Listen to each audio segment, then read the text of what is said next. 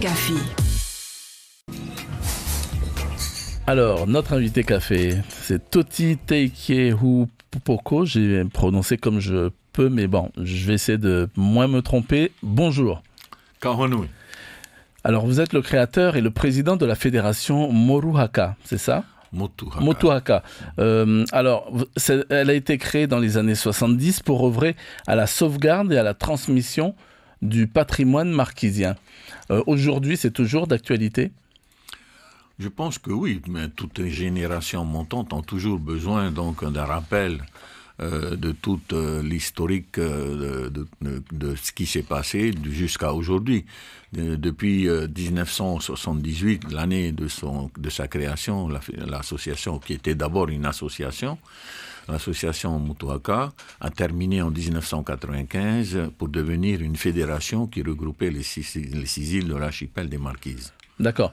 Alors aujourd'hui, j'ai envie de vous demander, est-ce que, parce que bon, il y a toute une équipe, une génération qui a beaucoup travaillé, beaucoup œuvré donc pour que ce festival soit à la hauteur donc de ce qu'il est aujourd'hui. Est-ce que la relève est prête ? Est-ce que les jeunes se tournent de plus en plus ou pas assez donc vers ces traditions justement des Marquises ? Je pense, puisque pour preuve, la présidente donc du comité organisateur du Matava de Uopo est une jeune fille de l'île et qui préside donc avec aussi des vice-présidents qui sont aussi des jeunes, et dans son équipe c'est toute une équipe de jeunes qui ont œuvré, qui ont déjà travaillé dans tout ce qui était du patrimoine culturel marquisien. Ils étaient baignés depuis enfants dans cette culture marquisienne. Alors le Festival des Marquises est devenu au fil des ans un rendez-vous en tous les cas culturel incontournable dans le calendrier donc culturel de la Polynésie. Alors ça a permis de mieux faire connaître le savoir-faire, l'artisanat marquisien, mais si je vous dis que ce festival a permis plus que ça, alors qu'est-ce que ça peut être le plus que ça justement ? C'est-à-dire que depuis donc c'est la 12e édition, donc ce qui nous a permis surtout, et puis pour avoir un plus, je dirais que c'est le maintien donc de cette tradition-là, parce que le Matava c'est pas un concours. C'est surtout une transmission des savoirs traditionnels. Il faut bien se détromper parce que beaucoup pensent que le Matava des îles Marquises, de Henua et Nana, est un concours, c'est-à-dire comme on ferait des concours de beauté, de Monsieur Muscle, ou pas du tout. Là, c'est transgénérationnel, c'est-à-dire que nous avons l'idée en tête, c'est surtout que cette transmission soit perpétuelle et continue dans l'esprit des générations à venir. Et ça, parce que nous avons encore quelques anciens qui n'ont pas tout transmis, parce que c'est assez dur et important. Je vois par exemple dans le domaine des tradis praticiens, ils veulent bien donner, mais à condition que voilà, il y a des freins par moment de la part de ces personnes-là parce que soi-disant des transmissions qui se sont faites sont héréditaires et dans d'autres cas non. Voilà un petit peu notre souci à nous, c'est de pouvoir donc aller au plus profond et de demander à toutes ces personnes-là avant qu'ils ne disparaissent, et collecter tout ce qu'on pourrait collecter, quoi. Alors, parmi justement toute cette transmission, au sommet de la pile, qu'est-ce qu'il faut transmettre en priorité ?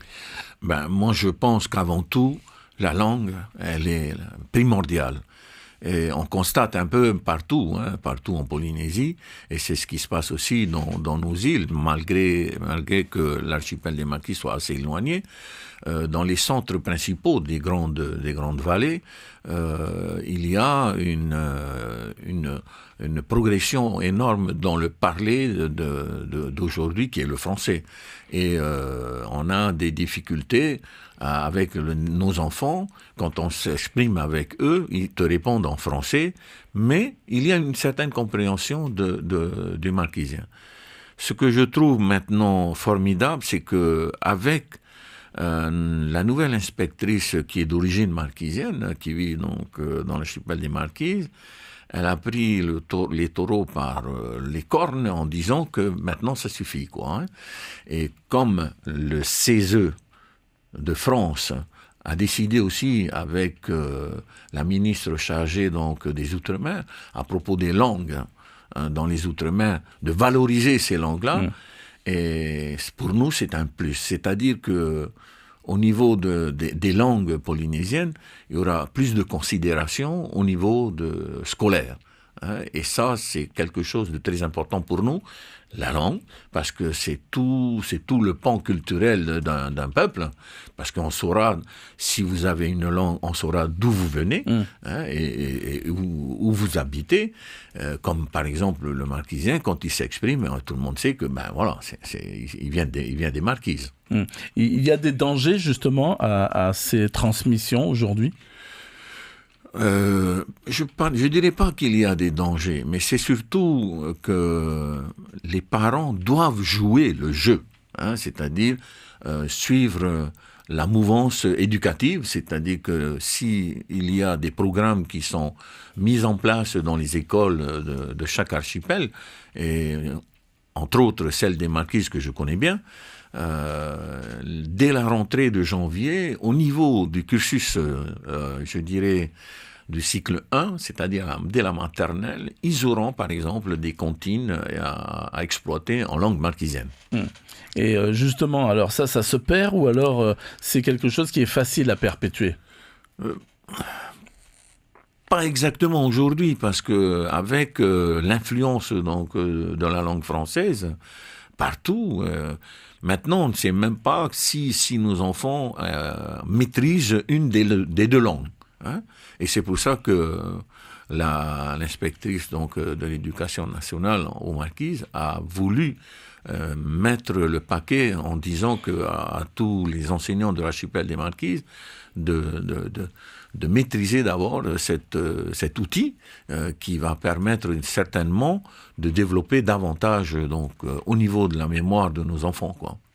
Alors, à ce Festival des Marquises, on ne va pas y voir ou y découvrir que des statuettes. Qu'est-ce qu'il y aura exactement comme, justement, stand proposé au public ? Alors, nous n'avons pas oublié donc nos enfants, c'est-à-dire qu'il y a des animateurs qui seront chargés, par exemple, d'apprendre aux enfants des chants de mélopées traditionnels. Et pendant ces jours, il y aura des activités qui vont se dérouler avec des apprentissages qui vont tendre surtout vers la nouvelle génération, quoi. Il y a un thème pour ce festival que vous avez mis en avant ? Alors le thème qui a été retenu pour cette année, comment la culture peut-elle apporter son soutien à la sauvegarde donc de notre environnement, c'est surtout ça. Voilà. D'accord. Et vous avez répondu à cette question ? Oui. D'ailleurs, à travers les chants et les danses que chaque île aura à présenter lors de cette manifestation, dans les soirées, ils ont toujours dans leurs écrits des paroles tirées vers la protection de cet environnement. En tous les cas, la défense donc de tout ce patrimoine culturel, de ce savoir-faire, c'est un atout justement pour, par exemple, séduire les touristes aujourd'hui ? Je pense, puisque sur l'île de Ouapo, il n'y a plus de place. Toutes les pensions, même les familles, dans les familles, ceux qui ont des chambres de libre et qui vont avoir des hôtes chez eux, toutes les maisons sont prises. D'accord, donc c'est un succès extraordinaire. Ou alors vous êtes victime de votre succès. Nous sommes victimes de notre succès, je pense, parce que même là actuellement, depuis un mois, on voit des voiliers affluer dans nos baies. Et là, c'est une preuve que véritablement, de bouche à oreille ou de Tokiwoki à Tokiwoki, ça fonctionne. Donc, comme Radio Cocotier, quoi. Ou de tambour à tambour. Voilà, aussi. alors plutôt, c'est plutôt de tambour à tambour. Voilà. À tambour. En tous les cas, ça montre que ce thème, s'il avait été mis en avant, l'environnement, c'est aussi parce que vous attendez une affluence considérable et que ça peut nuire aussi peut-être à l'environnement. C'est une prise de conscience, je pense, de l'ensemble des élus de l'archipel des Marquises, que ce n'est pas simplement une question qui concerne les autres pays. Non, les Marquises, c'est toute la planète qui est concernée par ce problème, la problématique de l'environnement. Merci beaucoup, en tous les cas, d'avoir accepté notre invitation et d'être venu nous voir. Et donc, eh bien, on ne peut que vous souhaiter un bon festival pendant ces 4 jours. Ça débute lundi, c'est ça? C'est ça, avec donc l'ouverture qui a été donc préparée par l'ensemble des troupes de l'archipel des Marquises. Il y aura un grand, je dirais pas un haka, c'est la danse du cochon qui va être d'ailleurs une danse assez grandiose puisque c'est tous les groupes de l'archipel des Marquises. Ça représente quand même plus de 800 personnes sur un stade à imiter le râle du cochon avec la mimique qui accompagne. Voilà. Ça, c'est lundi. C'est lundi, à l'ouverture. Merci beaucoup, Toti Tekeupoko. Donc, vous êtes le créateur, je le rappelle, et le président de la fédération Motuhaka.